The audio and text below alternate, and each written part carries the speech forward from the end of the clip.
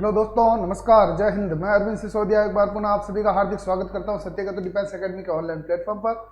तो मेरे प्यारे मित्रों, मेरे भाइयों, देशवासियों, आज का जो है हमारा वो टेस्ट पेपर सॉल्यूशन चल रहा है। उसकी संख्या है 4। तो 4 नंबर टेस्ट पेपर सॉल्यूशन करेंगे। 15 क्वेश्चन होंगे, ऑप्शन होंगे आपके पास। इन ऑप्शनों को देखकर आपको आंसर निकालना करेक्ट। प्रश्न पढ़िएगा, उत्तर देने का प्रयास कीजिएगा।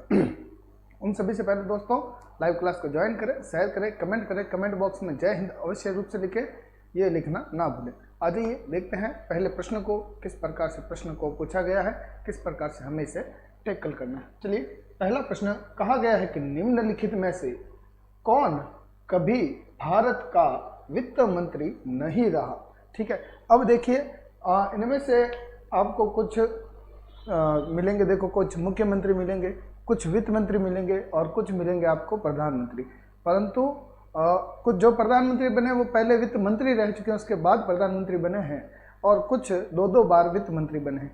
तो हम देखते हैं, अवश्य रूप से इनकी डेट भी ज्ञात करेंगे और बताएंगे कौन क्या क्या है और क्या क्या इनकी पोस्ट थी और क्या नहीं है। सिकराला जाट, राम राम जी, राम राम। आ जाइए।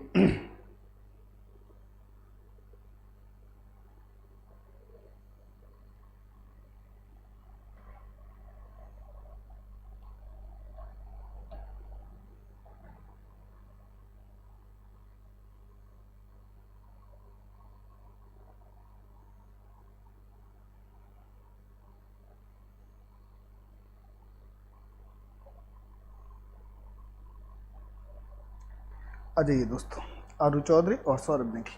आंसर आ रहा है डी। डी आंसर है, कमलनाथ। ठीक है, चलिए तो पहले देख लेते हैं हम मनमोहन सिंह को। तो ये मनमोहन सिंह जी जो थे वो आपके 96 से आपके 91 से 96 तक थे, है ना। कब थे? 91 से 96 तक ये आपके रहे वित्त मंत्री। उस समय पीएम जो थे, उस समय पीएम कौन थे? पीवी नरसिम्हा राव, है ना। पीवी नरसिम्हा राव इनके समय क्या थे भैया? थे आपके प्रधानमंत्री, और ये उस समय थे वित्त मंत्री। आगे बढ़ेंगे, पी चिदम्बरम। अब ये पी चिदम्बरम जो है ये दोस्तों 3 बार बने हैं। कितनी बार बने हैं? 3 बार। ठीक है, तो देखते हैं इनके कार्यकाल को। चलिए, तो ये आपके सबसे पहले बने थे 96 और 98। ठीक है, हाँ, कमलनाथ बिल्कुल सही दे रहे हैं आंसर। तो 1996 से 98 के मध्य ये बने थे। फिर 2004 से 8 तक ये बने। फिर आपके 12 से 14 तक ये बने थे। ठीक है, तो 3 बार ये बन चुके हैं। अब बात आती है कमलनाथ जी की। यशवंत जी भी 2 बार बन चुके हैं। ठीक है, ये अटल बिहारी वाजपेयी के टाइम के थे। अटल बिहारी वाजपेयी। अब अटल बिहारी वाजपेयी जब थे, ये आपके कब थे? 1996 में। मात्र 16 दिन की इनका अटल बिहारी वाजपेयी का कार्यकाल था। ठीक है, और अटल बिहारी वाजपेयी से पहले ये यशवंत सिंह जी किन के थे भैया? तो चंद्रशेखर जी जिस समय प्रधानमंत्री थे उनके समय भी ये थे। कमलनाथ जी कौन थे? कमलनाथ जी थे एमपी के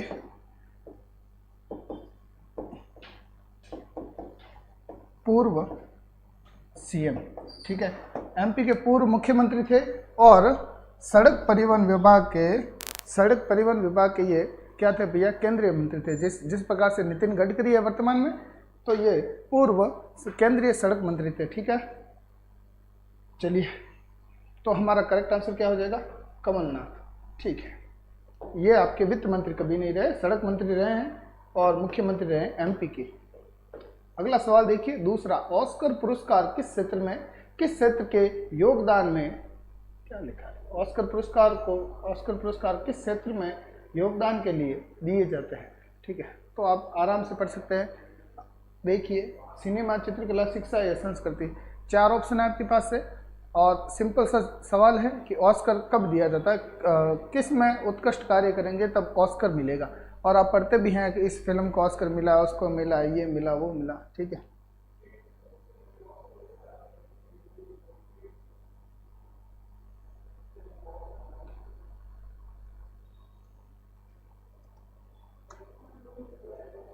हेलो नमस्कार, जय हिंद मेरे भावी फौजियों सिसोदिया। ठीक है, तो काफ़ी लोग जुड़ चुके हैं।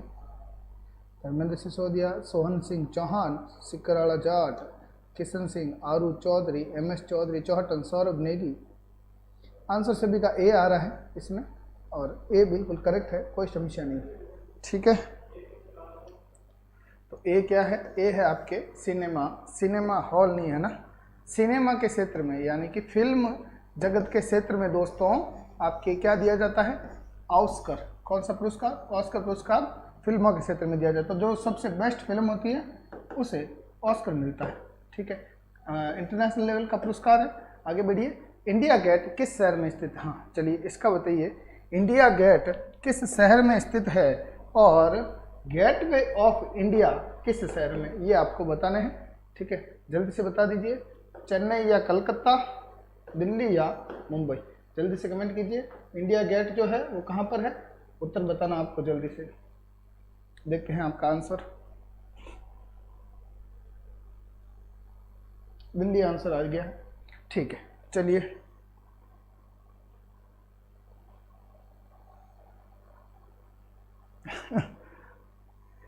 करने दो कीड़े मकोड़े, चलिए कोई समस्या नहीं। तो हम देखेंगे दोस्तों इंडिया गेट। इंडिया गेट आपके कहाँ पर है?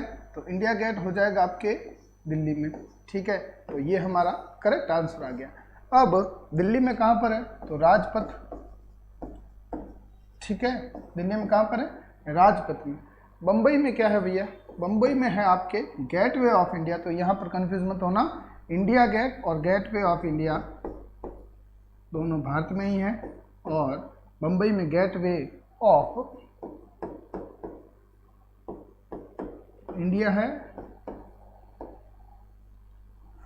किधर गया?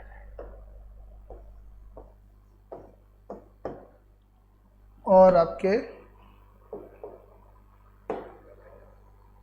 दिल्ली में कौन सा? इंडिया गेट है, याद रखिएगा। चलिए इजी सवाल था, कोई समस्या नहीं। अगला सवाल देखिए, 4 नंबर। खिलाड़ी मिल्खा सिंह का संबंध किस खेल से है? तो बहुत ही अच्छा सवाल है। ठीक है, मिल्खा सिंह जी भारत के लिए स्वर्ण पदक लाने वाले खिलाड़ी थे। ठीक है, जिनकी हाल ही में मृत्यु हो चुकी है। और इनसे संबंधित सवाल क्या आया कि खिलाड़ी मिल्खा सिंह जी किस खेल से संबंधित थे? तो बताएंगे भैया हॉकी से थे क्या? तो हॉकी में यदि देखा जाए तो सबसे महत्वपूर्ण थे ध्यानचंद।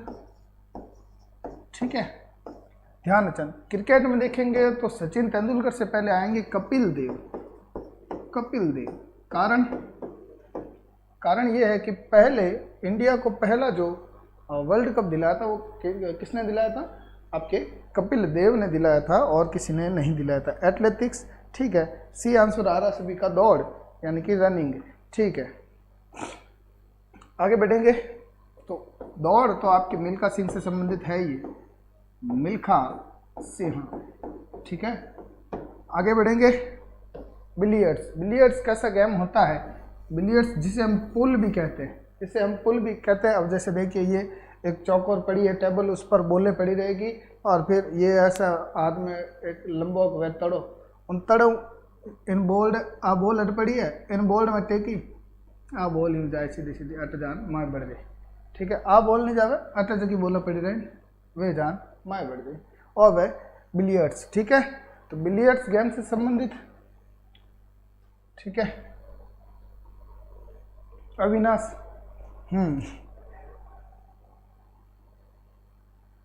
चलिए, दिल्ली की स्थापना अनंगपाल तोमर ने की थी। किसने की थी दोस्तों? अनंगपाल तोमर। तोमर वंश के थे, और नाना जी थे किसके? पृथ्वीराज तृतीय के नाना जी थे। चलिए, तो हम कहाँ पर थे? हॉकी और क्रिकेट और दौड़। तो दौड़ में कौन थे भैया? दौड़ आपका करेक्ट आंसर हो जाएगा। दौड़ से संबंधित कौन है? मिल्खा सिंह जी। और बिलियर्ड से संबंधित है पंकज आडवाणी। इनसे पहले भी 2-3 रहे, एक महिला भी रही है, पंकज आडवाणी वर्तमान में मुख्य रूप से। ठीक है, तो ये आपके ऑप्शन हो जाएंगे। चलिए अगला सवाल देखिए दोस्तों, सवाल नंबर 5। कौन सी भाषा केरल प्रदेश में बोली जाती है? तो केरल में कौन सी भाषा बोली जाती है, ये प्रश्न पूछा है। मलयालम, तेलुगु, गुजराती या तमिल। इसमें से गुजराती तो आप हटा दीजिए क्योंकि गुजराती आपको पता है गुजरात में। तमिल, तेलुगु में आप 100% कन्फ्यूजन होगा आपको, मुझे पता है। मलयालम आप बता देंगे कि सर जी ये यहाँ की भाषा है। अब बात आती है कि ऐसा कौन सा केंद्र शासित प्रदेश है जहाँ पर मलयालम बोली जाती है, ये भी आपके लिए सवाल होगा एक। तो जल्दी से कमेंट कर दीजिए, देखते हैं कमेंट बॉक्स में आपका।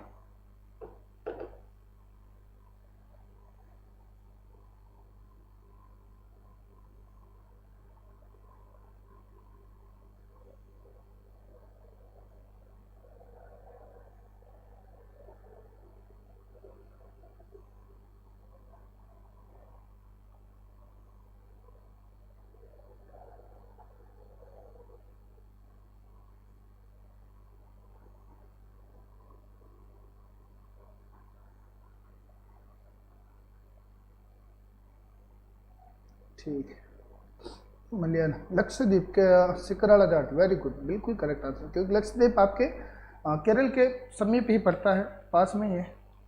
आरू चौधरी ने काड़ा काड़ा कमेंट करे, ठाई नहीं पड़ रही, ए लिखियो है कोई दूजो कहीं नहीं, मकोड़ा लिखे हुए, सही क्या था सर, लक्षद्वीप। चलिए अच्छा, अब यहाँ पर आंसर क्या आएगा आपका?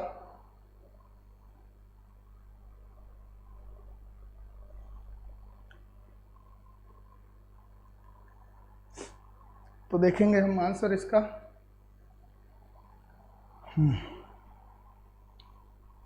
मलयालम, मलयालम पूछा है तो केरल,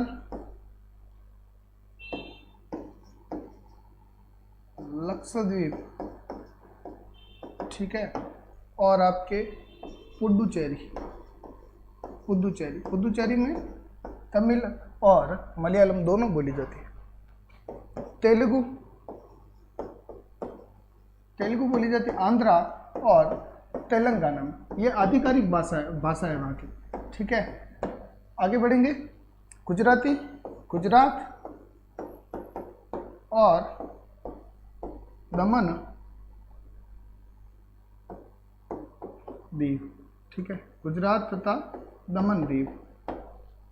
तमिल, तमिल तो आपके तमिलनाडु की हो जाएगी, ठीक है।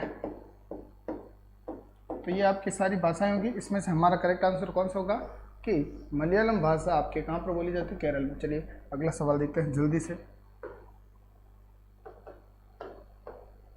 प्रश्न नंबर 6, 2020 में, 20 में नहीं, 2020 में ओलंपिक खेल का आयोजन कहाँ पर हुआ था? तो यहाँ पर दोस्तों हालांकि आयोजित 2020 में ही हुआ था, ठीक है। आयोजित कब हुआ था? 2020 में, परंतु कोरोना की वजह से क्या हुआ, ये स्थगित करके कब कर दिया गया? 2021 में कर दिया गया था, ठीक है। तो स्थगन होने के कारण वर्तमान में यदि हम पढ़ेंगे कि 2021 का 21 में ओलंपिक खेल का आयोजन कहाँ पर हुआ था? तो बीजिंग बिल्कुल नहीं, टोक्यो ठीक है, ब्राजील नहीं, मॉस्को नहीं, ठीक है। तो आंसर क्या आ जाएगा आपका? चलिए देखते हैं, आपने कमेंट कर ही दिया होगा इतने। हाँ, टोक्यो जापान, ठीक है, ओके, करेक्ट आंसर है टोक्यो जापान, आपका इसमें करेक्ट आंसर होगा। अब आपको बताना है कि टोक्यो से पहले कहाँ पर हुआ था? टोक्यो से पहले आपके जो ओलंपिक हुआ था वो 2016 में कहाँ पर हुआ था? तो Rio de Janeiro, Rio de genera लिख दीजिए, रियो डी जेनेरा, ठीक है। और आगे यानी कि आगे कहाँ पर होगा? ठीक है, तो आगे होगा दोस्तों आपके पेरिस फ्रांस, ये भी याद रखिएगा, पूछ लिया जाएगा कि नेक्स्ट जो 33वां आपके ओलंपिक होगा वो कहाँ पर आयोजित किया जाएगा? Paris France. चलिए ये हो गया आपका करेक्ट आंसर, टोक्यो जापान एकदम करेक्ट आंसर है। जो भी हाल ही में जो हमें मिला है, भारत को 7 स्वर्ण पदक मिले हैं, ठीक है, पैरा ओलंपिक और ओलंपिक दोनों में, ठीक है। और तो स्वर्ण पदक मिले हैं, और कहाँ से मिले? टोक्यो में मिले, टोक्यो ओलंपिक से मिले। और दोस्तों आगे क्या था कि भैया उसमें अगला सवाल देखिए, एक मिनट है ना, 7वां, भारत में किस राज्य की उच्चतम साक्षरता है? ठीक है, ठीक है, कोई समस्या नहीं। तो उच्चतम साक्षरता सर्वप्रथम किसकी होगी, बाद में किसकी होगी, उसके बाद में किसकी होगी, ये बताइए आप जल्दी से कमेंट कीजिए। इसमें दिल्ली का भी नंबर आता है। ठीक है, केरल आंसर आ रहा है सभी का, कोई समस्या नहीं है।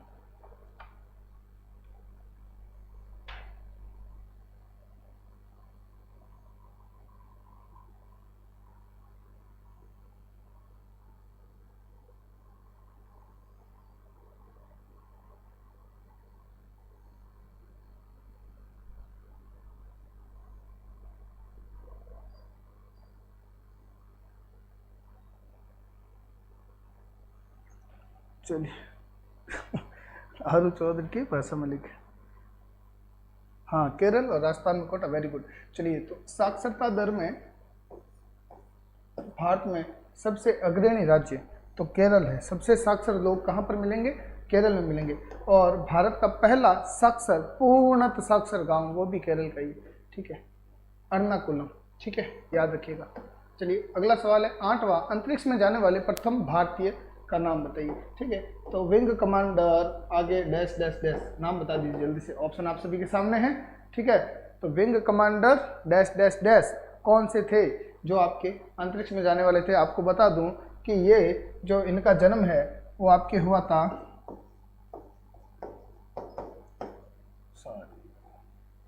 इनका जन्म हुआ था पटियाला पंजाब में हुआ था। 8 दिन अंतरिक्ष में रहे थे। ठीक है, और इनका जो अंतरिक्ष यान था वो था सुयोज T11। ठीक है, 1984 में ये अंतरिक्ष में गए थे। ठीक है, 13 अप्रैल 1984 को अंतरिक्ष में गए थे, ये याद रखिएगा ना, 3 अप्रैल 1984 है ना।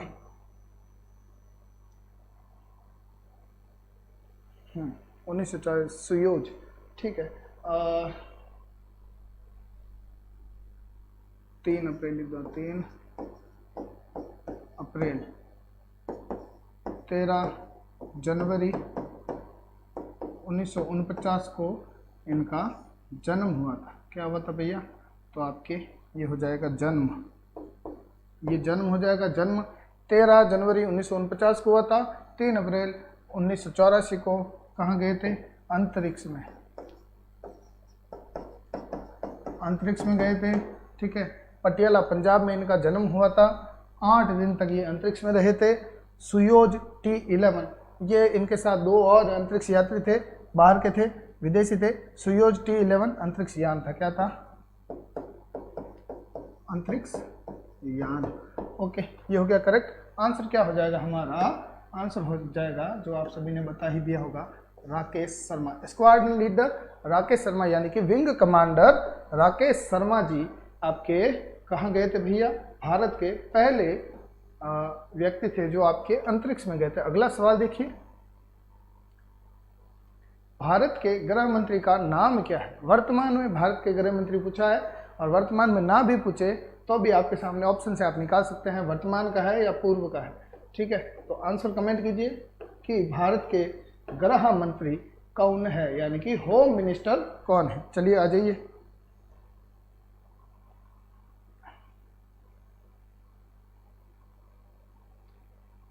अरे सर रवि इंदा लेवल हाई करेंगे तो आप हाई लेवल अभी नहीं क्यों करा हाई।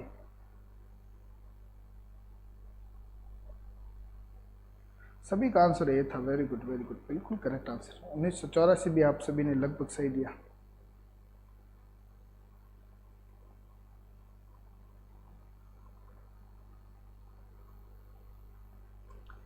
मोटा भाई MS चौधरी 74, अमित शाह, चलिए ये भी ठीक है।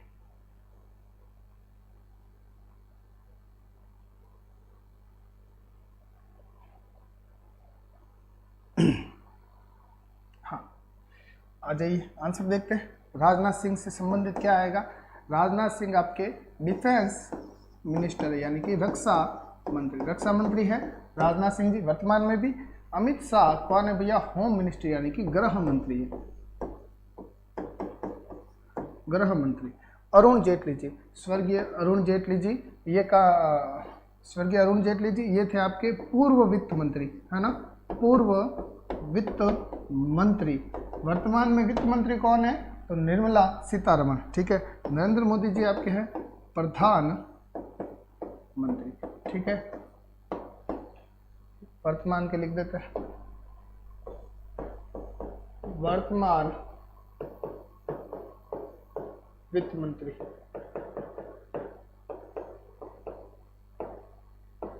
निर्मला सीतारमण। ठीक है, ये आपके वर्तमान वित्त मंत्री है। और क्या आ जाएगा? अरुण जेटली। अरुण जेटली से संबंधित एक और सवाल आ सकता है, वो क्या आ सकता है कि दिल्ली के फिरोज शाह कोटला स्टेडियम का नाम बदलकर क्या रखा गया? तो दिल्ली के फिरोज शाह कोटला स्टेडियम का नाम बदलकर अरुण जेटली स्टेडियम रखा गया। ये भी सवाल आ सकता है, तो याद रखिएगा। वर्तमान हाल ही में चेंज किया था, इनकी मृत्यु के मृत्यु के पश्चात ही चेंज किया था। ठीक है, अगला सवाल है 10वां, जानापाव की पहाड़ियों से कौन सी नदी का उद्गम होता है? ठीक है, अब जानापाव की पहाड़ियाँ कहाँ पर है? मध्य प्रदेश में। मध्य प्रदेश में महू जिले में जानापाव की पहाड़ियाँ हैं। उस पहाड़ियों से एक नदी निकलती है जो कि यमुना की सबसे बड़ी नदी है, सहायक नदी। यमुना की सबसे बड़ी सहायक नदी है, राजस्थान में अधिकांश अपना पानी देती है, और उस नदी पर ही राजस्थान के बड़े बड़े क्या है भैया? विद्युत परियोजनाएं हैं। चलिए आंसर दे दीजिए जल्दी से।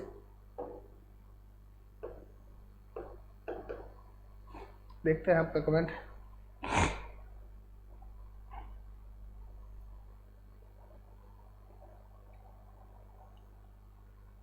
चंबल आंसर आ रहा है सभी का। चंबल में दिया हुआ है डी। ठीक है, डी आंसर चंबल, सभी आंसर दे रहे हैं। वेरी गुड, बिल्कुल करेक्ट आंसर है।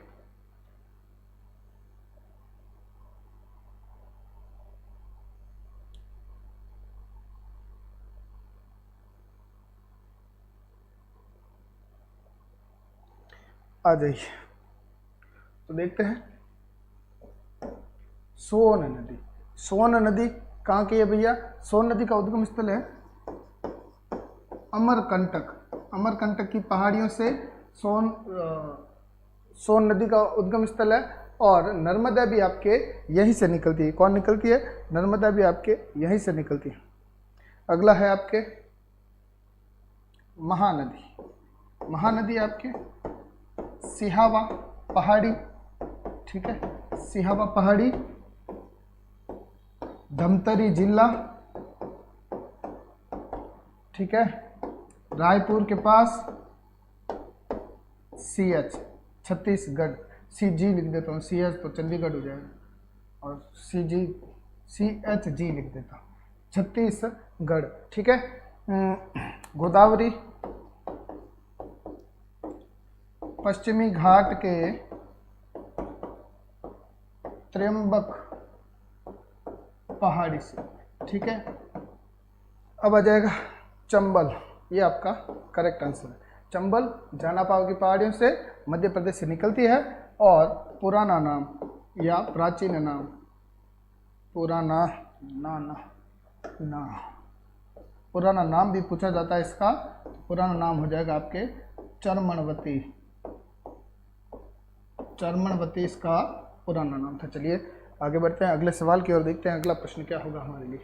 आपका आंसर कौन सा करेक्ट हो गया? चंबल। अगला 11वां सवाल है, भारत और चीन को कौन सी रेखा विभाजित करती है? ठीक है, चलिए अच्छा सवाल है, कोई समस्या नहीं। तो देखा जाए दोस्तों, भारत और चीन को कौन सी रेखा विभाजित करती है? पहला ऑप्शन दिया मैकमोहन, जो कि बिल्कुल करेक्ट है। विश्व स्तर पर यदि सवाल पूछा जाए, यदि मान लीजिए कि आप कहीं अमेरिका गए हैं और आपसे कोई पूछे कि भारत और चीन को कौन सी अलग करेगी, तो आप कहोगे मैकमोहन। यदि आप ऐसे कहोगे चीन लाइन, ठीक है, हालांकि चीन लाइन ये मैकमोहन ही है, कोई समस्या नहीं। इसे चीन लाइन को या भारत लाइन को, भारत चीन लाइन को, बात तो वही है। ठीक है, परंतु सवाल क्या आएगा? सवाल आएगा चीन लाइन। तो ये ऑप्शन पहली बात आता ही नहीं कभी, बस कंफ्यूजन के लिए दिया हुआ है, ऐसा कोई ऑप्शन नहीं आता है। आपके सिर्फ आएगा मैकमोहन। ठीक है, तो भारत और चीन को कौन सी रेखा विभाजित करती है? मैकमोहन रेखा। शिमला समझौते के तहत ये आपके हुई थी। ठीक है, इसका अनावरण किया गया शिमला समझौता। ठीक है, फिर आती है आपके डुरंड रेखा। डुरंड रेखा आपके पाकिस्तान और अफगान के मध्य है।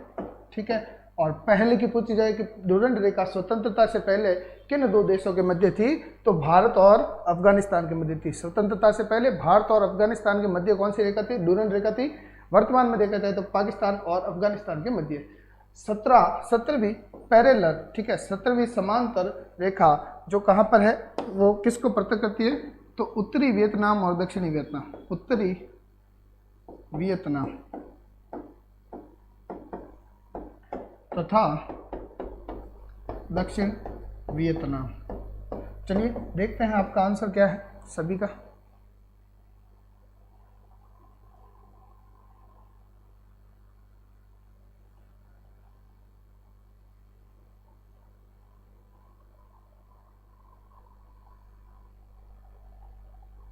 शिमला समझौता 1972, ठीक है, वेरी गुड।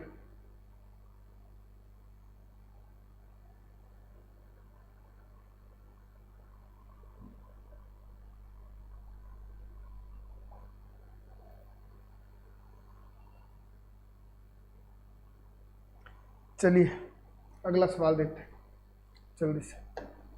4 सवाल बचे हैं आपके। भारत में लौह पुरुष के नाम से किसे जाना जाता है? अच्छा सवाल है, कोई समस्या नहीं है, ठीक है। लौह पुरुष के नाम से भारत में किसे जाना जाता है? और इजी भी है, जल्दी से बता दीजिए। और बाकी जो 3 बचते हैं उनका भी नाम बताइएगा। मुझे क्या चाहिए? मुझे चाहिए अबुल कलाम आज़ाद का मूल नाम, वास्तविक नाम क्या था अबुल कलाम आज़ाद का, ये पहले ऑप्शन आप करेक्ट करना और फिर आपको बताना लौह पुरुष कौन है। जवाहरलाल नेहरू का मैं ऐसे ही बता देता हूँ, चाचा जी के नाम से इनको जाना जाता था। जवाहरलाल नेहरू को, मोहनदास करमचंद गांधी को तो बहुत सारे नाम से जाना जाता है, जैसे राष्ट्रपिता, महात्मा, ठीक है, तो अनेक नामों से संबोधित किया है मोहनदास करमचंद गांधी को। वल्लभ भाई पटेल आपके क्या हो जाएंगे भैया? लौह पुरुष, लौह पुरुष। अब मुझे आप क्या कमेंट करोगे? मैंने आपसे क्या पूछा कि अबुल कलाम आज़ाद, अबुल कलाम आज़ाद है ना, अब्दुल कलाम आज़ाद नहीं, अबुल कलाम आज़ाद को किस नाम, उनका मूल नाम क्या था, ठीक है। ये तो आपका आंसर इसमें करेक्ट हो गया है, कोई समस्या नहीं है। इसका आप देखते हैं क्या क्या कमेंट किया।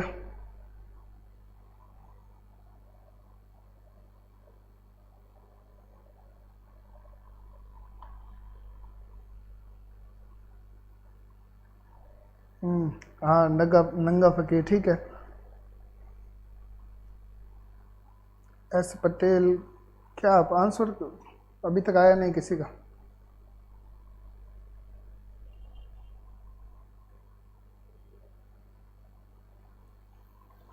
ठीक है, चलिए मैं ही बताता हूँ। अबुल कलाम आज़ाद, इनका मूल नाम था गुलाम मुहियुद्दीन, ठीक है, गुलाम मुहियुद्दीन था। और इन्हें मौलाना आज़ाद के नाम से जाना जाता है। किस नाम से जाना जाता है? मौलाना आज़ाद। चलिए अगला सवाल देखते हैं, समय कम बचा है, 12 सवाल ही हुए हैं, 3 सवाल जल्दी से कीजिए। विक्टोरिया मेमोरियल कहाँ पर स्थित है? ठीक है, जल्दी से कमेंट कर दीजिए, विक्टोरिया मेमोरियल कहाँ पर है? उत्तर कमेंट कीजिए। लखनऊ, कानपुर, कोलकाता या गोवा? जल्दी से कमेंट कर दीजिए दोस्तों, समय कम है हमारे पास, बहुत ही कम समय है।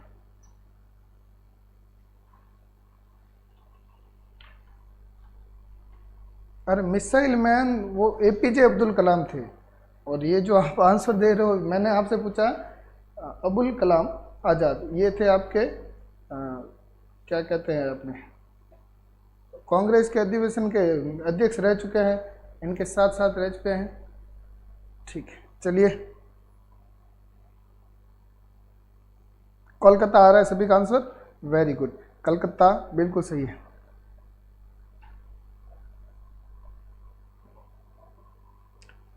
चलिए बढ़ते हैं आगे, उत्तर देखिएगा इसका। उत्तर आप सभी ने कोलकाता दिया है, जो कि बिल्कुल करेक्ट होगा। विक्टोरिया मेमोरियल कहाँ पर स्थित है? विक्टोरिया मेमोरियल आपके कलकत्ता में। अगला सवाल देखिएगा, जल्दी से देखिएगा ना। 14वां, भारत में चाय का सबसे बड़ा उत्पादक राज्य। तो चाय का सबसे बड़ा उत्पादक राज्य पहले नंबर पर तो होगा असम, दूसरे नंबर पर होगा वेस्ट बंगाल, ठीक है। वेस्ट बंगाल आपने सुना होगा, वो दार्जिलिंग की पहाड़ियाँ, कहाँ पर है? दार्जिलिंग की पहाड़ियाँ आपके वेस्ट बंगाल में है। और बिहार नहीं है यहाँ पर, असम, असम ये रहा, ये असम आपकी करेक्ट आंसर होगा। वेस्ट बंगाल जूट, पटसन, जूट, पटसन इनके लिए प्रसिद्ध है। चावल भी यहाँ पर सर्वाधिक उगते हैं, है ना। जूट, पटसन, चावल। इनमें अग्रणी राज्य कौन सा है भैया? वेस्ट बंगाल। बिहार आपके लीची के लिए प्रसिद्ध है, ठीक है। तो लीची का सर्वाधिक उत्पादक कहाँ पर होता है? बिहार में।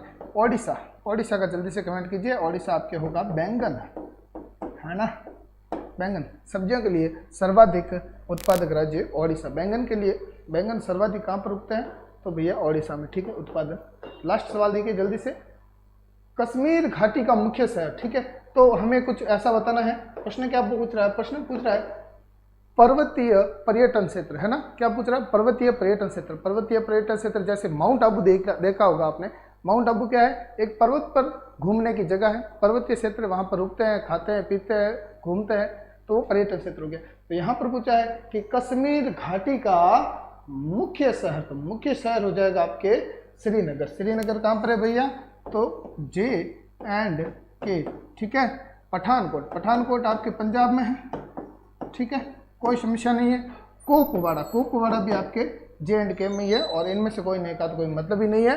तो आंसर हो जाएगा हमारा बी। बी में क्या है भैया? श्रीनगर, बिल्कुल करेक्ट आंसर है, कोई समस्या नहीं है। चलिए, तो ये तो हुई आपकी क्लास समाप्त। आज का आपका सारा हो गया भैया, आज का सेशन समाप्त हुआ।